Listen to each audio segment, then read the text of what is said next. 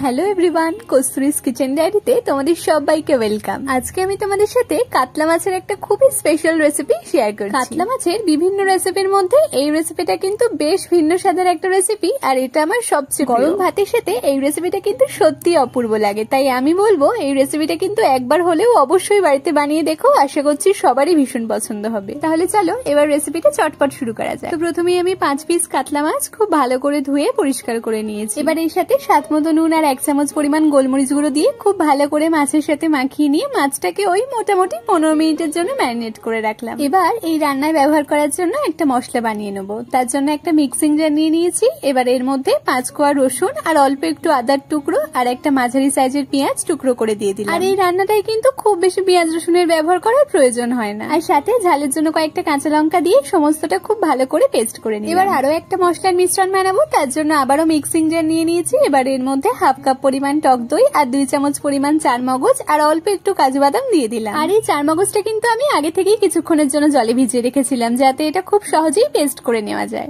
ব্যাস, এবার সমস্তটা একদম স্মুথ করে পেস্ট করে নিলাম। এখন আমি ম্যারিনেট করা মাছগুলোকে ভেজে নেবো। তার জন্য একটা প্যানে কিছুটা সরষের তেল খুব ভালো করে গরম করে নিয়েছি। তবে তোমরা চাইলে এই রান্নাটা সাদা তেলেও করতে পারো। এবার তেলের মধ্যে মাছগুলোকে দিয়ে হাই ফ্লেমে মাছগুলোকে উল্টে পাল্টে হালকা করে ভেজে তুলে নিলাম। এই রান্নার জন্য মাছগুলো কিন্তু খুব কড়া করে ভাজার একদমই দরকার নেই। মাছগুলোকে তুলে নিয়ে মাছ ভাজার ওই বাকি তেলের মধ্যেই আমি এলাচ, লবঙ্গ, দারচিনি ফোড়নে দিয়ে তারপর এর মধ্যে আগে থেকে বানিয়ে রাখা পেঁয়াজ, আদা, রসুন, কাঁচা লঙ্কার মিশ্রণটা দিয়ে দিলাম। এবার মিডিয়াম ফ্লেমে মশলাটা প্রথমে খুব ভালো করে ভেজে নেবো, যাতে পেঁয়াজ রসুনের কাঁচা ভাবটা চলে যায়। তারপর এর মধ্যে এক এক করে দিয়ে দিচ্ছি 1 চামচ জিরে গুঁড়ো, 1 চামচ ধনে গুঁড়ো, 1 চামচ গোলমরিচ গুঁড়ো, দিচ্ছি স্বাদ মতো নুন আর অল্প একটু চিনি। এই রান্নায় টক ভাবটা ব্যালেন্স করার জন্য চিনিটা কিন্তু অবশ্যই দিতে হবে। এবার এই মশলাগুলো ভালো করে মিশিয়ে তারপর একটু হালকা করে ভেজে নিয়ে তারপর এর মধ্যে আগে থেকে বানিয়ে রাখা টক দই, চারমগজ আর কাজু বাদামের মিশ্রণটাও দিয়ে দিলাম। এখন ফ্লেমটাকে লোতে রেখে খুব ভালো করে সবটা মিশিয়ে নিয়ে এটাকে কন্টিনিউ নাড়াচাড়া করে মশলাটাকে ভালো করে কষিয়ে নেব। আর মশলাটা কষাতে কষাতে এর থেকে তেল ছেড়ে দিলেই এর মধ্যে পরিমাণ মতন জল দিয়ে দিলাম। সঙ্গে দিচ্ছি কয়েকটা চেরা কাঁচা লঙ্কা আর কয়েকটা গন্ধরাজ লেবুর পাতা টুকরো করে এর মধ্যে দিয়ে দিলাম। এই গন্ধরাজ লেবুর পাতাটা দেওয়ার জন্য গন্ধরাজ লেবুর ফ্লেভারটা খুব ভালো করে গ্রেভির মধ্যে চলে আসে। তবে ফ্লেভারের জন্য গ্রেভিতে কখনোই লেবুর টুকরো দিয়ে ফোটানোর দরকার নেই, তাতে করে গ্রেভিটা তেতো হয়ে যায়। এবার গ্রেভিটা ফুটে উঠলেই এর মধ্যে আগে থেকে ভেজে রাখা কাতলা মাছগুলো দিয়ে দিলাম।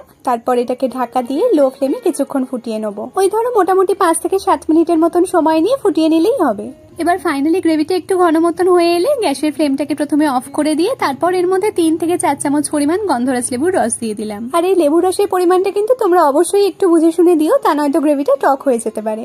এবার সবটা খুব ভালো করে একবার মিশিয়ে নিয়ে তারপর এটাকে ঢাকা দিয়ে 5 মিনিটের জন্য স্ট্যান্ডিং এ রেখে দেবো। ব্যাস, তাহলেই তৈরি হয়ে গেল আমাদের অপূর্ব স্বাদের গন্ধরাজ কাতলা।